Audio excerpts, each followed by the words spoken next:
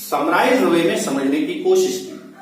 Dissolution of partnership सिर्फ हो, firm word ना हो। डिसोल्यूशन ऑफ पार्टनरशिप का मतलब है कि अगर हमारे प्रॉफिट शेयरिंग रेशियो चेंज हो जाते हैं या कोई नया पार्टनर एडमिट हो जाता है, कोई रिटायर कर जाता है, तो क्या होगा? प्रॉफिट शेयरिंग रेशियो चेंज हो जाएंगे। इस सिचुएशन में हम आगे अपने बिजनेस को कंटिन्यू करते रहते हैं, हमारे पार्टनरशिप का इवन नेम भी चेंज नहीं होता है। क्लियर हो रही बात? लेकिन एग्रीमेंट में चेंजेस कुछ ना कुछ आ जाते हैं, क्योंकि अब हम लोग दोनों के बीच में अब एक नया एग्रीमेंट होगा। मान लीजिए 3 पार्टनर है, एक रिटायर कर गए, तो रिमेनिंग जो 2 बचे हुए हैं वो अपना फिर से एग्रीमेंट करके बिजनेस करें। ये हुआ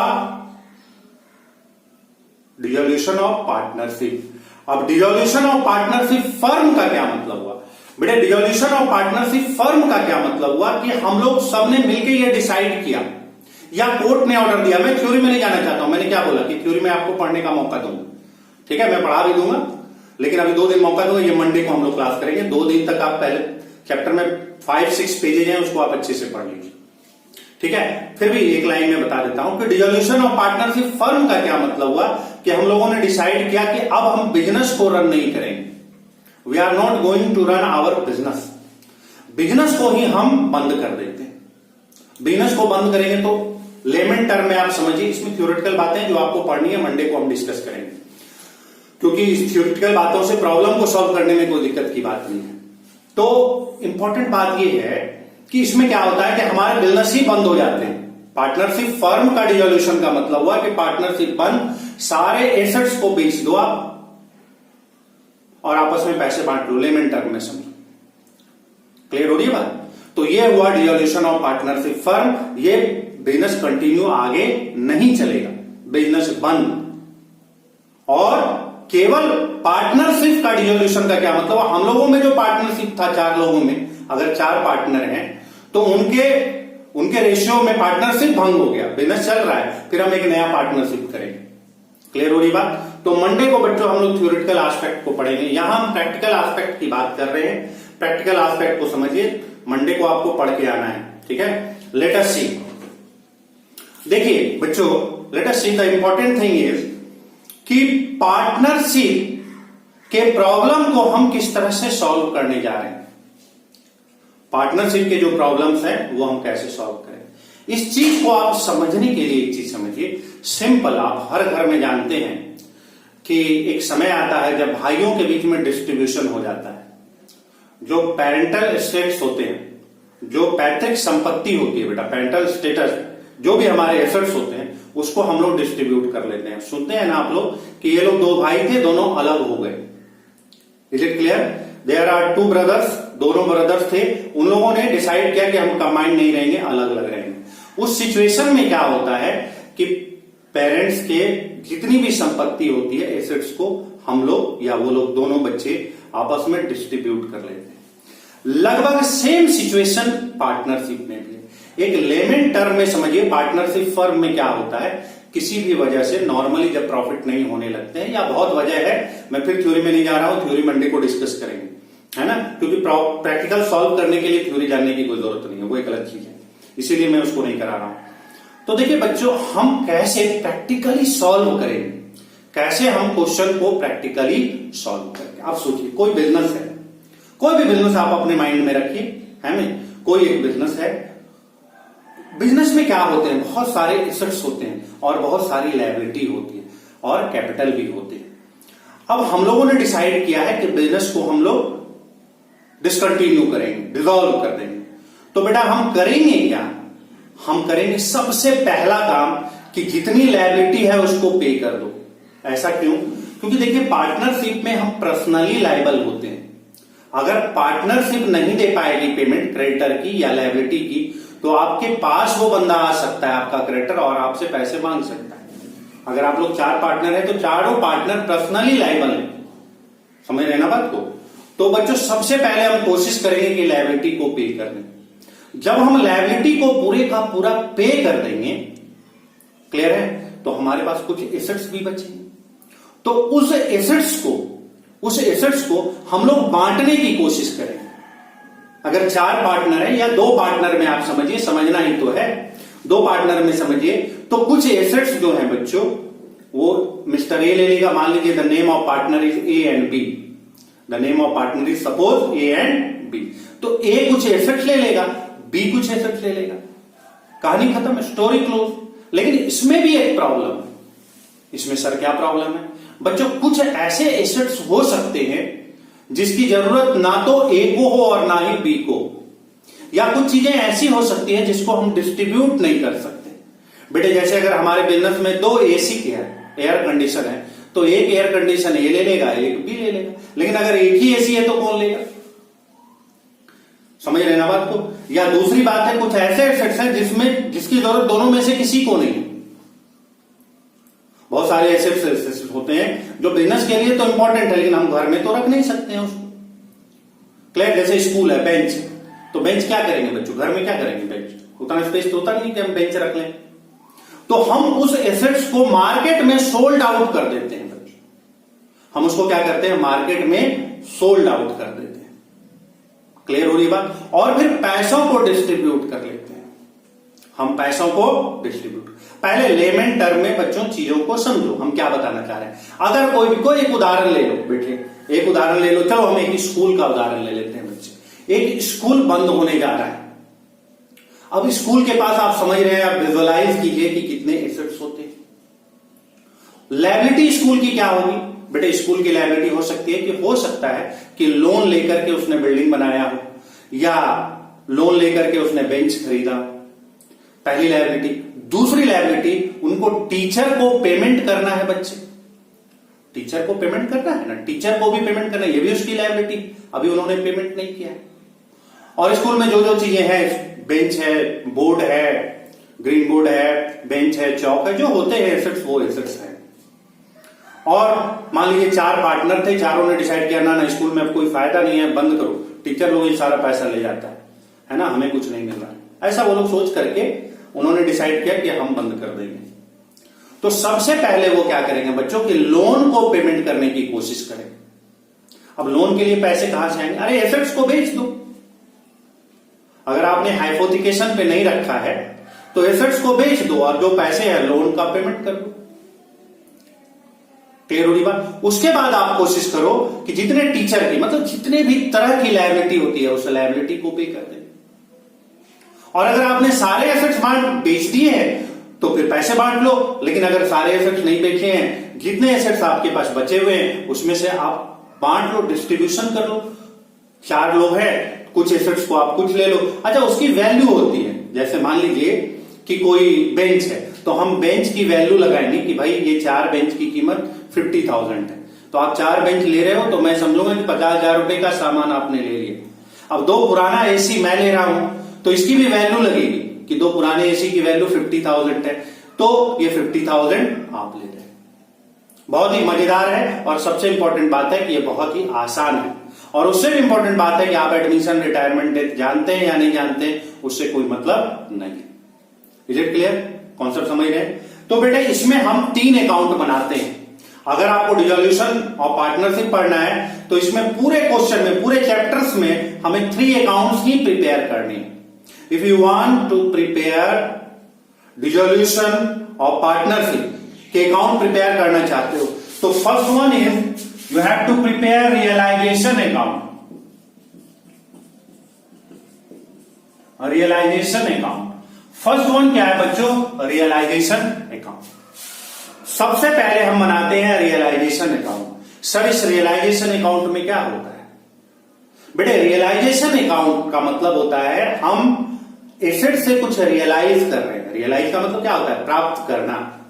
what is the meaning of realisation? Realisation means प्राप्त करना। तो सबसे पहला अकाउंट बनता है रियलाइजेशन अकाउंट। इसमें हम कैसे प्रिपेयर करते हैं बेटे? हम इसमें सारे एसेट्स और लायबिलिटी को ट्रांसफर कर देते हैं। हमारा फर्स्ट वर्क क्या है? डिसोल्यूशन ऑफ पार्टनरशिप में पहला काम है कि हमारे पास जितने भी एसेट्स हैं, all the assets and liability must be transfer to realisation account. समझो बच्चों, फिर कंफ्यूज हो जाओगे तो पूरे चैप्टर में दिक्कत होगी। एकदम नया चीज है, फिर से सोचो एक नया चीज स्टार्ट हो रहा है। सबसे पहले डिसोल्यूशन ऑफ पार्टनरशिप में हम रियलाइजेशन अकाउंट प्रिपेयर करेंगे।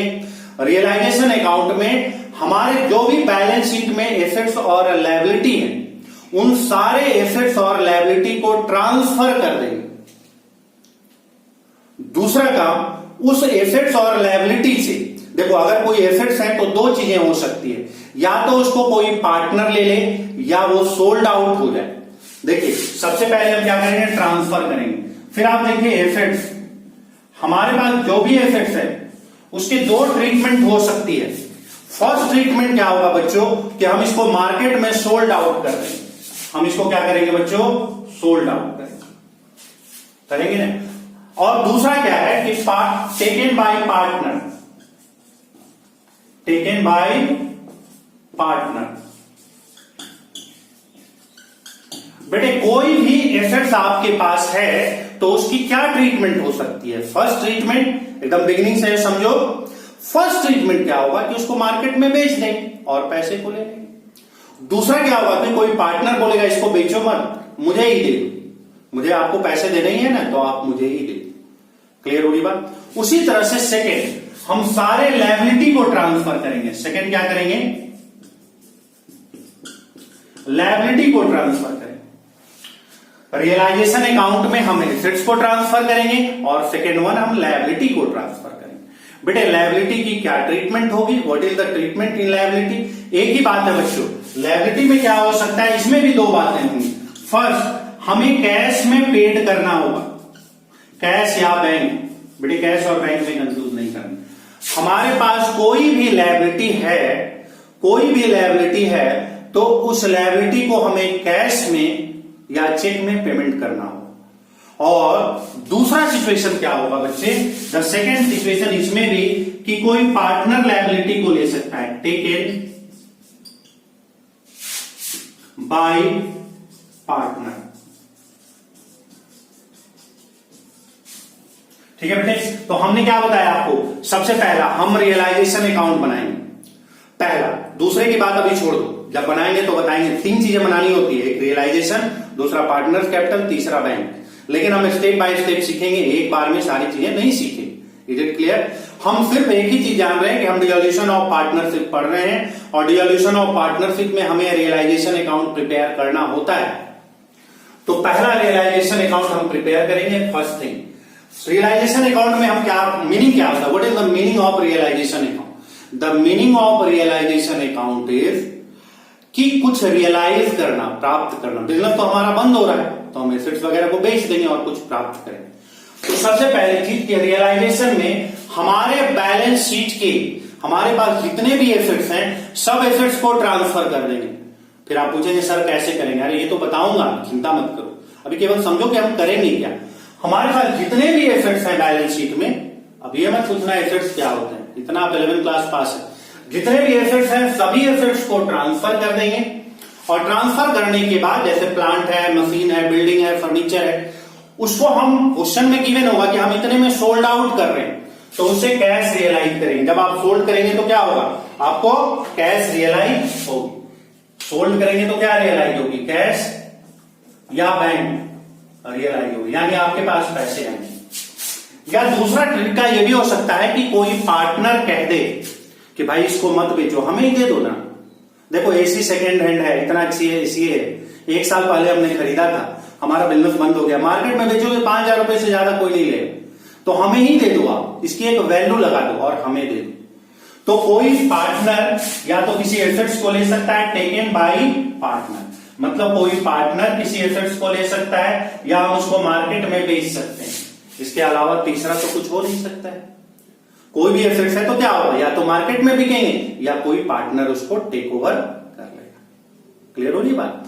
उसी तरह से हमारे बैलेंस शीट में कुछ लायबिलिटी भी होती है, उस लायबिलिटी को भी हम ट्रांसफर कर देंगे। कहां ट्रांसफर करेंगे, रियलाइजेशन अकाउंट। हम कहां ट्रांसफर करेंगे बच्चों, रियलाइजेशन अकाउंट। और फिर क्या होगा, जब हम ट्रांसफर कर देंगे लायबिलिटी, इसके साथ भी दो सिचुएशन होंगे, इसके साथ भी दो सिचुएशन होंगे। पहला, हमें लायबिलिटी को पे करना होगा, कोई भी लायबिलिटी है तो क्या होगा, पे करना होगा, तो हम कैश में या बैंक में चेक के द्वारा पेड करेंगे।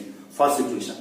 और सेकंड सिचुएशन क्या होगा बच्चों, कि हो सकता है कि कोई पार्टनर उस लायबिलिटी को ले ले, कोई पार्टनर उस लायबिलिटी को ले ले। ठीक है, इस बस यही दो चीज करना है, नथिंग एल्स, इसके अलावा कुछ नहीं। एसेट्स को पहचानिए, ट्रांसफर कीजिए, लायबिलिटी को पहचानिए, ट्रांसफर कीजिए। एसेट्स के दो सिचुएशन हो सकते हैं, या तो कैश मिल जाएगा या कोई पार्टनर ले लेंगे। और लायबिलिटी के दो सिचुएशन हो सकते हैं, क्या हो सकते हैं दो सिचुएशन, या तो हमें कैश में पे करना होगा, या फिर क्या करना होगा बच्चों, या तो कोई पार्टनर ले लेगा। बस यही दो बातें, ठीक है बच्चों। इसके अलावा एक तीसरी और आखिरी बात समझिए, इस सिचुएशन में हमें प्रॉफिट होगा या लॉस होगा। इस रियलाइजेशन से हमें प्रॉफिट या लॉस होगा। सर कैसे प्रॉफिट होगा? अरे बेटा समझो, अगर 10,000 की मशीनरी है और आप 12,000 में बेच दिए तो क्या 2,000 के प्रॉफिट नहीं हुए? अगर 10,000 की मशीनरी है और आप 80,000 में बेच पाए तो 2,000 के लॉस नहीं हुए? तो प्रॉफिट लॉस तो यहां होगा ही। अगर आप सारे अपने एसेट्स, आपकी बुक वैल्यू तो है ना, बैलेंस शीट में आपके एसेट्स थे, अब एसेट्स की वैल्यू मान लो 10 लाख रुपए थी, और जब आपने इसको बेचा तो 9 लाख ही मिले, तो 1 लाख तो कम मिले ना, तो 1 लाख का लॉस हो गया। हुआ या नहीं हुआ? समझ रहे ना बात को? तो बेटे यहां पर भी हमें प्रॉफिट और लॉस फाइंड आउट होते हैं। तो उस प्रॉफिट एंड लॉस को हम क्या करते हैं बेटा, ट्रांसफर कर देते हैं पार्टनर्स कैपिटल अकाउंट में। किस रेशियो में? ओल्ड रेशियो में। मतलब रियल, याद कर लो, दिमाग में बिठा लो, याद कर लो, कसम खा लो कि रियलाइजेशन के लॉस को या रियलाइजेशन के प्रॉफिट को हम ओल्ड पार्टनर ओल्ड रेशियो में डिस्ट्रीब्यूट कर लेंगे। रियलाइजेशन के प्रॉफिट और रियलाइजेशन के लॉस को ओल्ड पार्टनर और ओल्ड रेशियो में डिस्ट्रीब्यूट कर। ठीक है सर, समझ में आ गया। अब आप थोड़ा एक छोटा सा एग्जांपल लेके, तब समय बेटा कम है, समय खत्म हो जाता है, तो मैं एकदम छोटा सा एग्जांपल लेकर के जो अभी तक बातें बताया हूं उसको समझाने की कोशिश करता हूं। अब आप देखिए बच्चों, मैं कुछ ज्यादा नहीं ले रहा हूं, सिंपल सा ले रहा हूं कि बैलेंस शीट गिवन है, बैलेंस शीट गिवन है, कैपिटल है A and B 1 lakh, creditor simple 50,000, ज्यादा नहीं, 250 हो गए क्योंकि हमें कॉन्सेप्ट समझाना है। 250 एसेट्स में आप लिख दीजिए, बिल्डिंग है आपके पास 1,50,000 का, मशीनरी है आपके पास 1 लाख का, और कुछ नहीं, बस ज्यादा नहीं, क्योंकि हमें कॉन्सेप्ट समझना है। फिर हम कल करेंगे डिटेल में बड़ा क्वेश्चन लेकर। तो ये क्वेश्चन रहेगा, और फिर क्वेश्चन में ये गिवन होगा कि इन लोगों ने डिसाइड किया, they decided to dissolve the partnership. इन लोगों ने डिसाइड किया है कि पार्टनरशिप नहीं चलाएंगे। क्यों नहीं चलाएंगे? बिजनेस नहीं चल पा रहा है, बिजनेस में हमें लॉसेज हो रहा है। तो जब आपने डिसॉल्व किया तो कुछ इंफॉर्मेशन आपको क्वेश्चन के नीचे गिवन होंगे। क्वेश्चन के नीचे क्या होंगे, मैं यहां लिख रहा हूं, ये होगा कि बिल्डिंग रियलाइज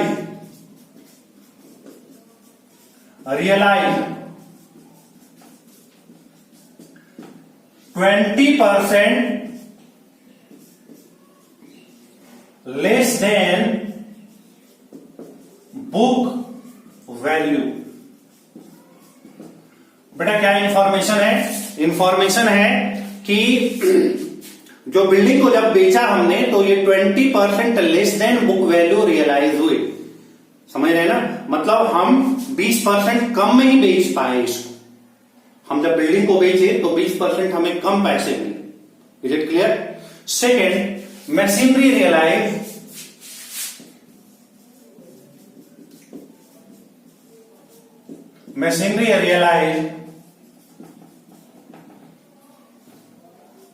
रियलाइज 10% एवं बुक वैल्यू। बेटा सेकंड क्या हुआ कि जब हम मशीनरी को सोल्ड आउट किए, नोट भी करते जाओ बेटा, जब हमने मशीनरी को बेचा, जब हमने मशीनरी को सोल्ड आउट किया तो हमें 10% एवं मिल गया, मतलब ज्यादा मिल गया। बात समझ रहे ना? जब हम बिल्डिंग को बेचने गए मार्केट में तो 20% कम मिला, और जब हम मशीन को बेचने गए तो हमें 10% ज्यादा मिल गया पैसा। क्लियर है? ए भी पार्टनर है और प्रॉफिट शेयरिंग रेशियो मान लेंगे 1:1। ओके, अब देखिए creditor were paid in full. Question में क्या है?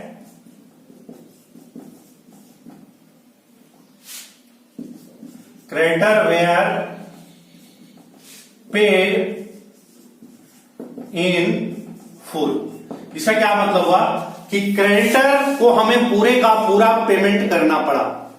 क्वेश्चन को समझो बच्चों, ये एक बिजनेस था, 1 मिनट लगेगा कोई बात नहीं है। एक हमारा बिजनेस था, इस बिजनेस को हम लोगों ने डिसाइड किया, हम लोगों ने नहीं, ए और बी ने डिसाइड किया कि भैया इसको बंद करो, सारा बेचो बाचो, घर लेकर के जाएंगे, जो भी पैसे मिलेंगे। उसमें हम कैपिटल अकाउंट अभी नहीं सिखा रहे हैं, बैंक अकाउंट नहीं सिखा रहे हैं, सिर्फ सिखा रहे हैं रियलाइजेशन अकाउंट। रियलाइजेशन अकाउंट में जब हम बेचने गए तो पता चला बिल्डिंग 20% कम में बिका और मशीनरी 10% महंगा बिका। क्रेडिटर वालों ने कोई भी डिस्काउंट नहीं दिया हमें, पूरे के पूरे पैसे उसने लिए। तो हम इसको रियलाइजेशन अकाउंट कैसे प्रिपेयर करेंगे, देखिए बच्चों, हम यहां प्रिपेयर करने जा रहे हैं। 2 मिनट स्टे, ओनली 2 मिनट, लेकिन पूरा कॉन्सेप्ट समझ में आ जाएगा। हम बनाएंगे रियलाइजेशन अकाउंट, रियलाइजेशन अकाउंट। और रियलाइजेशन अकाउंट देखो बच्चों, जितने भी हमारे एसेट्स होते हैं, हम पहले क्या करेंगे, ट्रांसफर।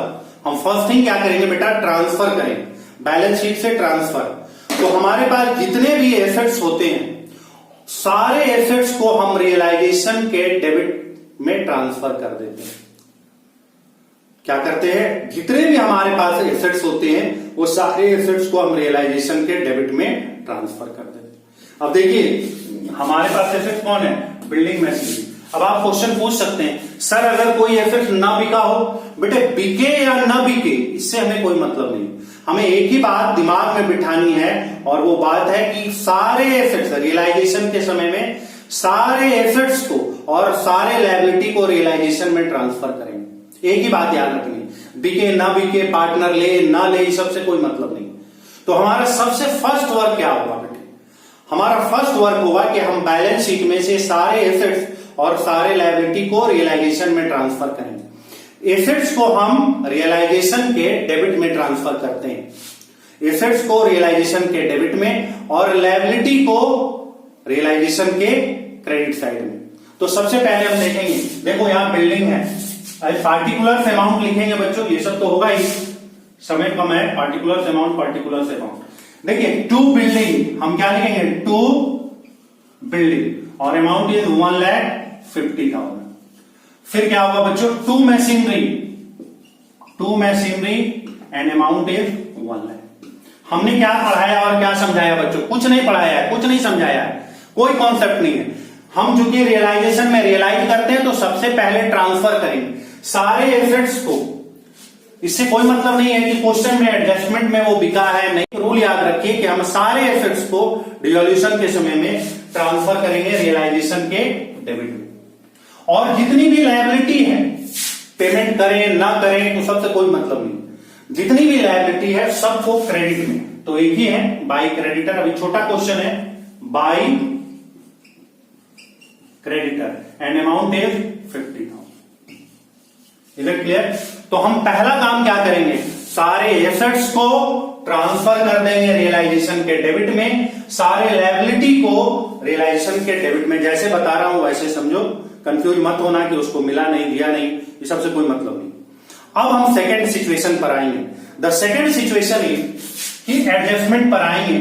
देखो इस एसेट्स को जब भी बेचेंगे तो यहां क्रेडिट में लिखेंगे, जब भी बेचेंगे तो क्रेडिट में लिखेंगे। क्यों लिखेंगे ये मैं आपको समझाऊंगा अगली क्लास में जब टाइम रहेगा। अभी आप ऐसे याद रखिए।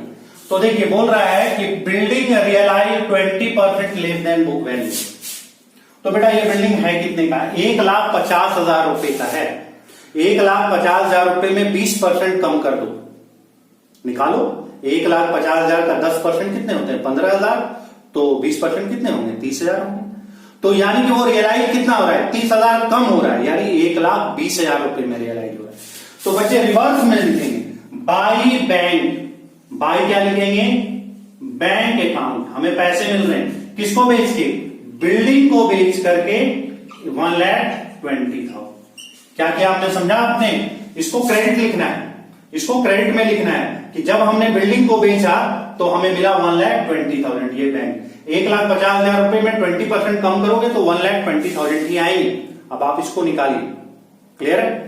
और सेकेंड थिंग, जब हमने मशीनरी को रियलाइज किया तो 10% महंगा बिक गया। तो मशीनरी कितने की है बच्चों? 1 लाख रुपए की है। अगर 1 लाख रुपए की मशीनरी को हम 10% महंगा बेच पा रहे हैं तो कितने में बेच पा रहे हैं? 1,10,000 रुपए में बेच पा रहे हैं। तो हम यहां बैंक में क्या लिखेंगे? मशीनरी और 1,10,000, इन दोनों को जोड़ देंगे कितने होंगे? 2,30,000। क्लियर होगी बात? समझ रहे बात को? कोई भी एसेट्स को बेचेंगे तो अपोजिट साइड में लिखेंगे, क्रेडिट में। उसी तरह जब हम लायबिलिटी को पे करेंगे बेटे, जब हम लायबिलिटी को पे करेंगे तो देखिए लायबिलिटी हमारी कितनी है? हमें 50,000 है। अब एडजस्टमेंट में क्या बोल रहा है? Creditor were paid in full, यानी क्रेडिटर को हमें पूरा पेमेंट करना पड़ा। सर कम भी पड़ सकता है, हाँ, अगर क्वेश्चन में देगा कम तो जैसे ये एसेट्स कम हुए उसी तरह कम भी हो सकते हैं। तो क्वेश्चन में कह रहा है कि क्रेडिटर को हमें फुल पेमेंट करना पड़ा बेटे, तो हम यहां पर क्या रिकॉर्ड करेंगे? टू बैंक, टू क्या लिखेंगे? बैंक। और यहां क्या लिखेंगे? क्रेडिटर। यहां पर क्या लिखेंगे? क्रेडिटर। और अमाउंट कितने होंगे? फुल 50,000 के 50,000। बस इतना ही सीखना है, कुछ नहीं करना है। एसेट्स को ट्रांसफर कर दो, लायबिलिटी को ट्रांसफर कर दो। एसेट्स जितने बिक रहे हैं इधर लिख दो, जितने लायबिलिटी को पे करना पड़ रहा है डेबिट कर दो, रियलाइजेशन अकाउंट क्लोज। अब देखिए इसमें हमें प्रॉफिट हो रहा है या लॉस। अब आप ये देखिए बच्चों कि साइड कौन सा ज्यादा है? ये 1 लाख, 2 लाख, 3 लाख इधर है, इधर बच्चों 3 लाख है, इधर 3 लाख है, और इधर कितने? 20,000 का लॉस हो गया। इधर 280 है तो 20,000 के लॉस हो गए। मैंने क्या बताया था? इस लॉस को, रियलाइजेशन के लॉस को ओल्ड पार्टनर और ओल्ड रेशियो में डिस्ट्रीब्यूट करें। तो ये डिस्ट्रीब्यूशन होगा बाय एज कैपिटल और amount is 10,000 by B's capital और अमाउंट इज 10,000। सीधा सा स्ट्रेट फॉरवर्ड में मैंने बात बताया, कल कॉन्सेप्चुअली बताएंगे जब हमारे पास टाइम रहेगा। अभी आप सिंपल सा समझिए, सारे एसेट्स को ट्रांसफर कर देना है, सारे एसेट्स को डेबिट में ट्रांसफर, सारे लायबिलिटी को क्रेडिट में ट्रांसफर। हो गया ट्रांसफर। अब जो भी बिकेगा बिल्डिंग तो क्रेडिट में लिखेंगे, लायबिलिटी बिकेगी तो डेबिट में लिखेंगे। To bank to bank. Sir अगर कोई पार्टनर ले लेगा, मैंने क्या बोला? कल भी बताएंगे, है ना? खत्म थोड़ा हो रहा है, अभी तो समय के अनुसार ही बता रहे हैं, जितना एक बेसिक चीज आपके दिमाग में बेसिक फंडामेंटल थिंग्स आ जाए। तो बेटे इस तरह से हम देखेंगे या तो हमारा क्रेडिट साइड ज्यादा होगा या डेबिट साइड ज्यादा होगा। अगर क्रेडिट साइड ज्यादा है तो प्रॉफिट होंगे, डेबिट साइड ज्यादा है तो हमें लॉस होंगे। इस प्रॉफिट और लॉस को कौन बियर करेगा? इस प्रॉफिट और लॉस को ओल्ड पार्टनर बियर करेगा। Is it clear? बेटे दिक्कत यह है कि समय का दिक्कत है ना? अब अगली क्लास होगी आपकी, तो आज बार इतना ही रहने देते हैं बेटे। कल हम फिर इसी चीज को बताएंगे कि अगर कोई पार्टनर ले रहे हैं तो क्या ट्रीटमेंट करेंगे, कोई लायबिलिटी को पार्टनर ले रहे हैं तो क्या ट्रीटमेंट करेंगे। अभी बेसिक चीज केवल आपको बताया, अभी जर्नल एंट्री वगैरह सब बताएंगे, कॉन्सेप्ट बताएंगे कि ये चीज क्यों ऐसा हो रहा है।